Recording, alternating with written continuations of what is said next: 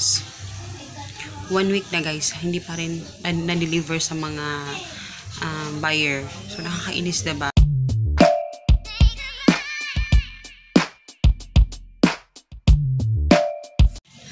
Hello guys, good morning. So today is anong araw ngayon? Monday, October 16. Tapos ilang araw na akong hindi umaalis ng bahay dahil hindi uulan, marami akong ginagawa. At ngayon naman is strike. So hindi ko alam kung may mga pwedeng masakyan, pero try natin kasi aalis ako ngayon dahil kailangan kong umalis dahil bibili ako ng tawag doon, bubble wrap para sa aking items bukas. Tapos naiinis ako sa Black Arrow dahil 1 week na yung mga pinaship kong mga packages, yung mga items. 1 week na guys, hindi pa rin na-deliver sa mga buyer. So nakakainis, diba? So parang walang update dun sa status, transit pa rin. So hindi ko alam kung ano yung naging reaction ngayon ng mga buyer. Pero ayun, yun yung problema ko ngayon.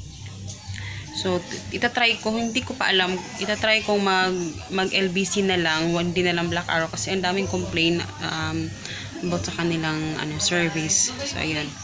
Tapos ngayon is mamimili ako ng aking 1 month grocery para sa mga sabon. Kaya eto yung naglilista pa ako, nagsisimula pa lang ako maglista kasi kailangan maaga akong umalis ngayon. Pero eto, possible na mag-grocery ako mamaya pang hapon. At ngayong umaga is mag-8 o'clock pa naman.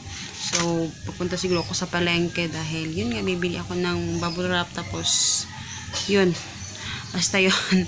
So yan, nag-update lang ako guys. Pero eto yung ating lista. So i-update ko kayo mamaya kung ano yung mga napamili natin.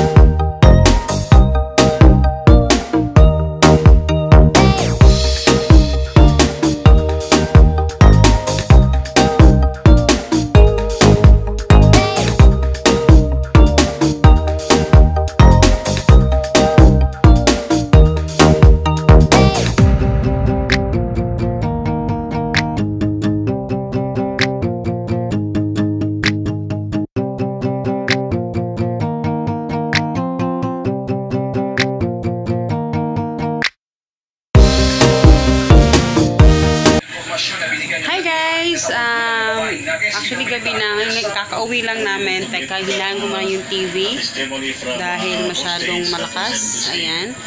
So, eto yung ating mga nabili guys. So, yan yung mga nabili natin. So, i-haul natin yan mamaya ha. Para makita din naman ninyo kung ano yung mga nabili natin. Kasi medyo marami ito. So, ayan. Tapos, eto, maghahaponan na din kami. Dahil, hindi na ako nagluto kasi gabi na. So, ayan. Kain. Guys, good morning. So, masyadong busy ngayon, no? Dahil marami akong gagawin. Pero, kakain muna tayo. Maging healthy muna tayo. So, ito yung ating vegetable salad. Nilagyan ko siya ng tissue. Ayan. So, kakamayin ko na lang siya dahil ako lang din naman yung kakain. Tapos, gumawa ako ng bagong dressing.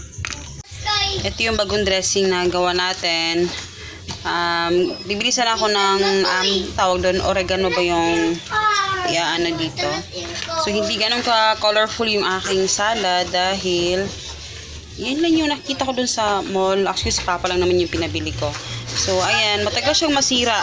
Nilagyan ko siya ng tissue, ganyan. Oops.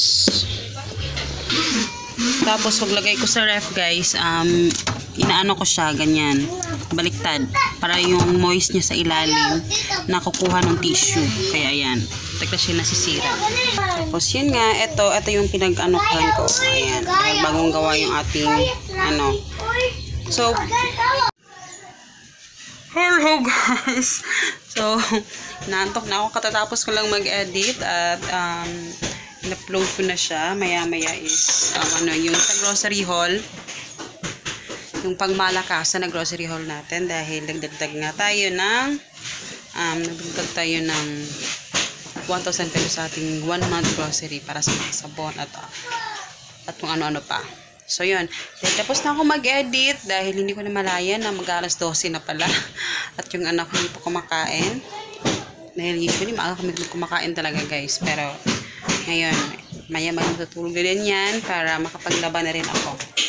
So, ayun. Maingay. Naglalaro kasi sila doon. May kasama sila naglalaro doon. So, yun yung mga kalat. Marami pang mga kalat dito. Mga toys nila. Tapos yun doon. So, color tabangi silang tanan. Pero yun guys, nag-update lang ako sa mga kaganapan dahil mamaya gusto kong bumili ng SD card. Sana ay makabili ako ng yung mas malaking para hindi na ako erase dito. So yun. So magluluto muna ako guys ng ulam ng anak ko dahil walang natirang ulam kaninang umaga. So yan. Hello guys, magandang gabi. Para tayo nag-reporter nito. So, ako ay, ano bang oras? 5 na ng hapon, pero sobrang dilim na kasi umuulan. Tapos, tapos pala na-upload ko na yung video guys, yung ating grocery haul. Nung pinanood ko yung video, natawa po. Kasi pati ako natawa ako dun sa video ko. Ano ba nangyari sa video na yun? Pero, yun, nagsaing na ako. Yan, kasalukuyan ako nagsasaing at ang lulutuin ko ngayon eto yung lulutuin ko ngayon. Ano pa tawag nito, nakalimutan ko. Yung mga maliliit na isda. Kita nyo ba? Ayan. So, kasi mura lang to. So, fresh kahapon dun sa palengke. Tapos, ang ilalagay ko lang yan is 2 itlog. Ayan. Ayan, 2 itlog. Tapos, yung magic sarap, paminta, tapos konting asin. Yan lang yung ilalagay natin.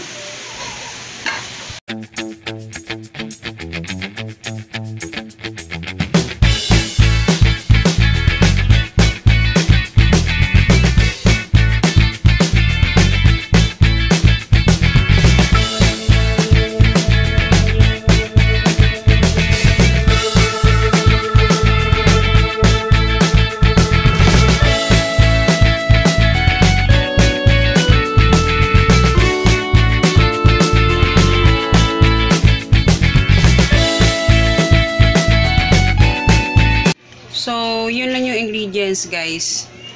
Yun lang talaga. As in, yun lang. Na-remember ko pala, yung pangalan niya is Maranay. Maranay yung tawag dito sa amin. Pero yung pula, yun yung tawag sa amin dito, uyap. So, hindi ko alam kung ano yung tawag sa inyo dito. Basta, makakain yan. Okay? So, yan lang. Tapos, eto yung mixture niya. Hindi ko nalalagyan ng harina kasi hindi ko naman ibebenta to. Kami lang naman yung kakain. So, hindi na kailangan ng harina. Kung ibebenta nyo siya, mas maganda din maglagay ng harina. Pero sa akin, basta may, kasi yung egg naman yung nagdadala ng, para tumigas siya, diba? Para hindi siya Pero yun, lutuin ko na siya agad-agad kasi si Papa ay pauwi na. So, ganyan lang yung ginagawa ko, guys. Bilay ko na siya dyan. Tapos, kailangan manipis. Pero compared, kung gusto mo yung medyo matigas talaga, na gusto mo yung matigas, lagyan mo ng flour. Pero ako kasi ayoko ng yung masyadong matigas. Kaya, ayan. So, pagkatapos niyan, medyo malambot. Para itlog talaga siya.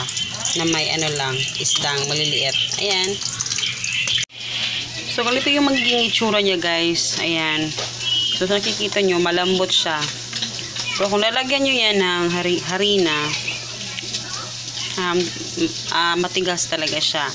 Pero, alam nyo, eto yung tipid meals na pwede kong i-share sa inyo. Kasi, sobrang tipid talaga nito. Tapos, marami kang magagawa kung medyo liliitan mo, ganon.